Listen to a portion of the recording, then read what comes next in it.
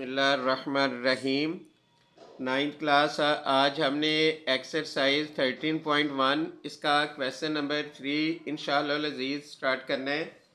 इसमें लिखा हुआ है one alphabet is selected at a random from the word. ये वर्ड है, इसको हमने सैम्पल स्पेस की फॉर्म में लिख लिया, यानी हर वर्ड के दरमियान में हमने कॉमा लगा लिया। ये लफ्ज़ है मैथमेटिक्स। तो इसके टोटल वर्ड्स हैं 11।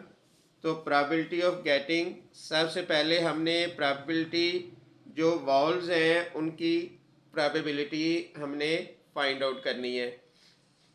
तो नंबर 1 इधर लिख लेंगे, let a is equal to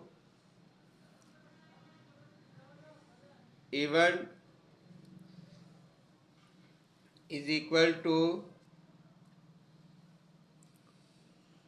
getting walls, यानी जो वॉल्स हैं उनकी हमने प्रोबेबिलिटी फाइंड आउट करनी है। वॉल्स होते हैं ए ई आई ओ यू। तो इसमें देखते हैं वॉल्स कितने हैं, 1 2 3 4।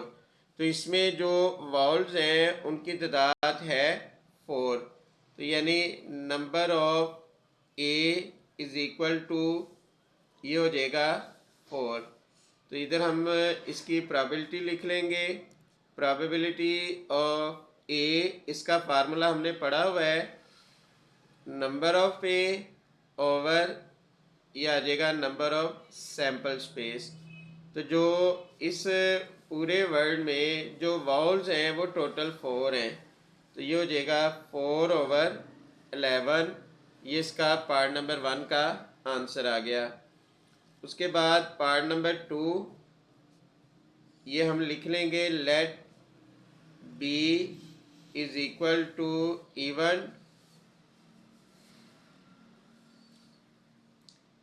इसमें लिखा हुआ है गेटिंग कॉन्सोनेंट, यानी जो वाउल्स के अलावा जितने भी लफ्ज़ होंगे वो सारे कॉन्सोनेंट होंगे।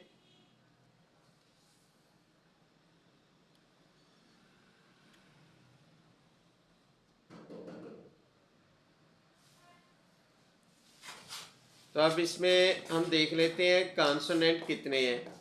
नंबर ऑफ बी, अब देखें इसके अलावा बाकी वाउल्स के अलावा बाकी जो वर्ड्स हैं वो कॉन्सोनेंट है, जैसे 1 2 3 4 5 6 7। तो इसमें जो कॉन्सोनेंट की तादाद 7 है, 4 इसमें वाउल्स हैं। की प्रोबेबिलिटी फिर आ जाएगी number of B over number of sample space, ये आ जाएगा 7/11। इसी तरह जो आगे नेक्स्ट 3 पार्ट में लिखा हुआ है गेटिंग एन ई, तो हम C is equal to even getting N E. तो हम इसमें देखेंगे ई कितनी बार है, ई 1 टाइम है, तो इसकी प्रोबेबिलिटी हो जाएगी 1/11। फिर उसके बाद कहा हुआ है गेटिंग एन ए जो है वो 2 टाइम है, तो number of A is equal to 2। तो प्रोबेबिलिटी ऑफ ए बन गया number of A over number of sample space, यानी 2/11। के बाद हम इसका पार्ट नंबर 4 करेंगे। तो इसको हम E1 से डिनोट करते हैं। अब इसमें देखें पार्ट नंबर 5 में लिखा है नॉट एम, यानी ये एम नहीं है, यानी इधर हम लिख लेंगे नॉट एम, एम के अलावा।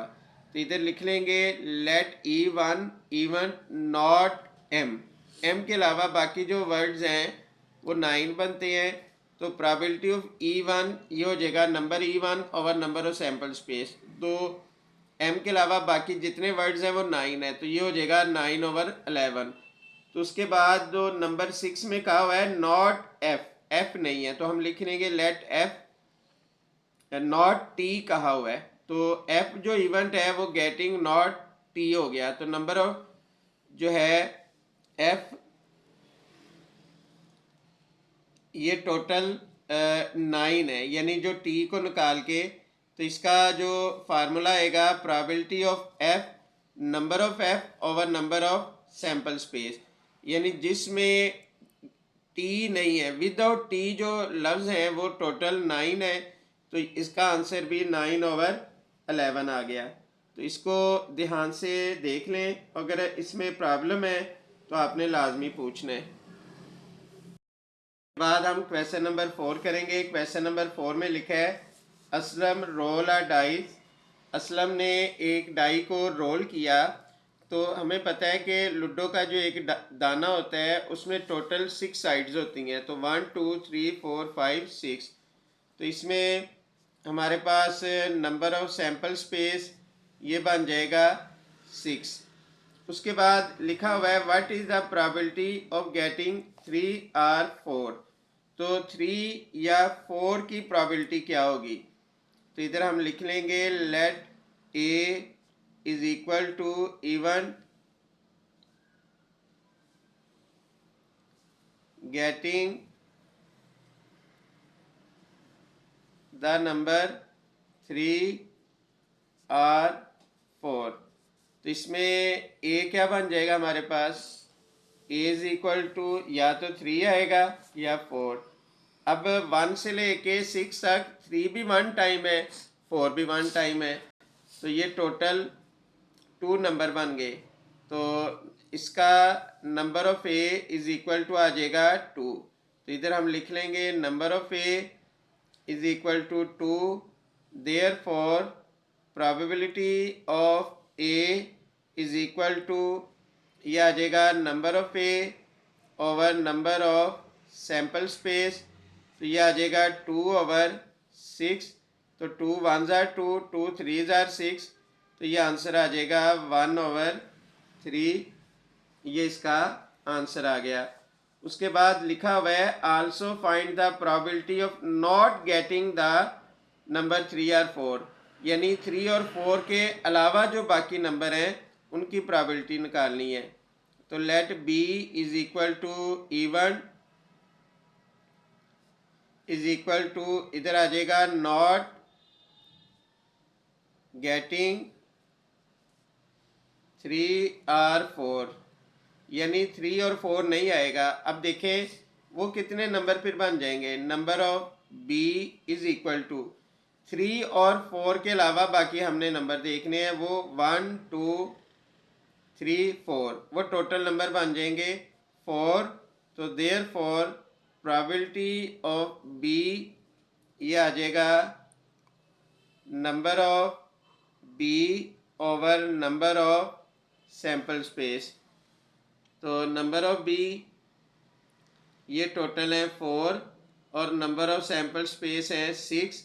तो इसकी सिंप्लीफिकेशन हो जाएगी, दोनों को 2 के टेबल पे काट दें। 2 2 ज़ार 4 और 2 3 ज़ार 6।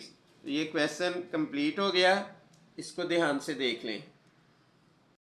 बाद हम क्वेश्चन नंबर 5 करेंगे। क्वेश्चन नंबर 5 में लिखा है Abdul Hadi label card from 1 to 30। Abdul Hadi ने जो कार्ड लेबल किए जो 1 से लेके 30 तक है, यानी 30 कार्ड हैं, उस पर नंबर लिख दिए। पहले कार्ड पे 1, दूसरे पे 2, तीसरे पे 3। तो टोटल 30 कार्ड्स हैं। तो इसका मतलब है 30 तक इसको नंबर लिख दिए। फिर and put them in a box he selected a card at random.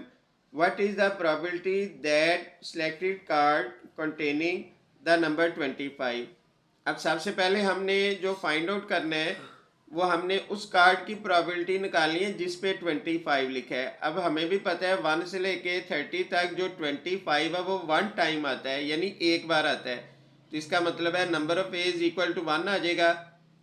तो probability of A is equal to number of A over number of sample space, यानी 1/30 आ जाएगा। फिर उसके बाद पार्ट नंबर 2 लिखा हुआ है द नंबर बिटवीन 17 to 22, यानी 17 से लेके 22 तक नंबर। तो हम लिख लेंगे let B is equal to even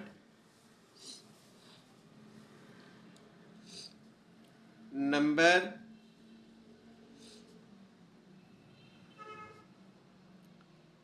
between 17 to 22। तो वो नंबर हम लिख लेते हैं 17 से लेके 22 तक। 17 18 19 20 21 22। तो अब ये देख लेते हैं ये नंबर कितने हैं। नंबर ऑफ बी हम काउंट कर लेते हैं 1 2 3 4 5 6। तो number of B is equal to 6। Therefore probability of B is equal to, ये आ जाएगा number of B over number of sample space. Number of B ये आ गया 6, तो नंबर ऑफ सैम्पल स्पेस है 30, तो ये आ जाएगा 1/5। ये इसका आंसर आ गया। उसके बाद सी में कहा हुआ है नंबर एट लीस्ट 20, यानी कम अज़ कम जो नंबर है ना, सबसे छोटा नंबर। एट लीस्ट जब होगा तो सबसे छोटे नंबर से स्टार्ट करेंगे। अगर एट द मोस्ट होता है फिर वो सबसे बड़ा नंबर होना था। अब कहा हुआ है कि सबसे जो छोटा नंबर है वो 20 है, यानी नंबर 20 भी हो सकता है, 21 22 23 24 25 26 27 28 29 और 30। ये हमने नंबर लिख दिया। अब देखें 1 2 3 4 5 6 7 8 9 10 11, तो ये टोटल नंबर बन गए 11। तो इसका मतलब हो गया देयरफॉर फिर प्रोबेबिलिटी ऑफ सी, इसका फार्मूला आ जाएगा number of C over number of sample space. तो ये आ जाना है 11/30। ये इसका आंसर आ गया। उसके बाद लिखा हुआ है let D number not 27 and 29। अब टोटल नंबर है हमारे पास 30। अब उसमें ना नंबर 27 है ना ही 29 है, यानी दोनों को निकाल देंगे तो फिर टोटल नंबर हमारे पास बन जाएंगे 28। तो इसका मतलब है यानी नंबर ऑफ डी लिख लेंगे। तो therefore probability of D is equal to, ये आ जाएगा number of D over number of sample space. तो ये आ जाएगा 28/30। तो ये दोनों 2 के टेबल पे कट जाएंगे, तो ये आ जाएगा 14 और ये आ जाएगा 15, यानी 14/15। ये इसका आंसर आ गया। उसके बाद इसका पार्ट नंबर 5, इसमें लिखा है नंबर नॉट बिटवीन 12 to 15, यानी जो नंबर है वो 12 से 15 के दरमियान नहीं है। अब देखें 12 से 15 हमने देखने कितने नंबर है, 12 13 14 15, ये 4 नंबर बनते हैं। तो टोटल नंबर है हमारे पास 30 में से 4 निकल गए, तो ये हो जाएगा 26। तो इसका मतलब है नंबर ऑफ ई हमारे पास आ जाएगा 26। तो यहाँ हम फार्मूला लिख लेंगे देयर फॉर प्रोबेबिलिटी ऑफ ई, ये आ जाएगा number of E over number of sample space. तो नंबर ऑफ ई है हमारे पास 26, तो टोटल नंबर है 30।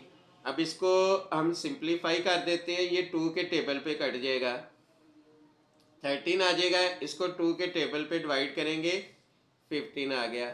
तो ये क्वेश्चन कंप्लीट हो गया। इसको आपने ध्यान से देखना है और इसमें अगर कोई प्रॉब्लम है तो आपने लाजमी पूछना है।